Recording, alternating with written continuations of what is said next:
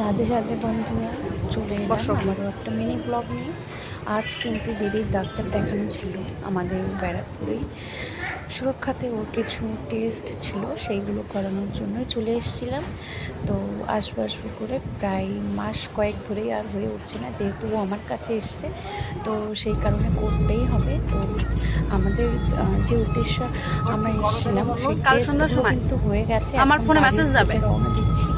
সঙ্গে দিদির বর বা টাইম টেবিল দিয়ে দেবে। সামনে মনা বসে আছে, আর দিদির বর হচ্ছে গাড়ি চালাচ্ছে, আমরা দুজনে পিছনে বসে নানান রকম তো যাই হোক, এখন টেস্টের রিপোর্টটা কাছে আসে, রাধারানীর কৃপায় আশা করি সবই ঠিকঠাক আসবে।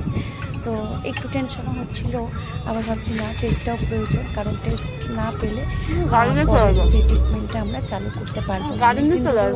অসুবিধা হচ্ছিল, তো আমাদের বাড়িতে আসার পরে ওকে ডাক্তার দেখানোর পরে ওই যে বিভিন্ন দেখো না গাড়ির ওই যে ফ্যাক্টরি ইয়ে অফিস, এখন ডাক্তার দেখানো ওখানে কতবার ওই গাড়ি সার্ভিসিং করাতে এসেছি জানার অপেক্ষাতে রইলাম। আর এই ছোট্ট মিনি ব্লগটা আপনাদের সাথে শেয়ার করলাম। যারা যারা ব্যারাকপুরে থাকেন তারা অবশ্যই জানেন। তো এই যে আমরা বিভিন্ন রকমের কথাবার্তা বলতে বলতে প্রায় বাড়ির দিকে চলেই এসেছি। তার সঙ্গে আস্তে আস্তে দেখি আকাশটা এত সুন্দর।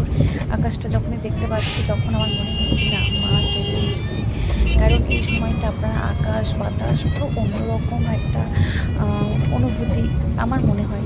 কারণ অন্য কোনো কিছুতে বাতাস বাতাস কোনো কিছুতে এই মা আসার সময় পুরো হাওয়া বা পুরো যেন পুরোটাই অন্যরকম, তাই না বন্ধুরা?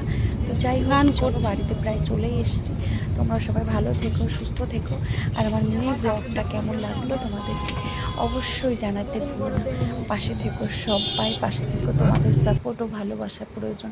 টাটা বন্ধুরা।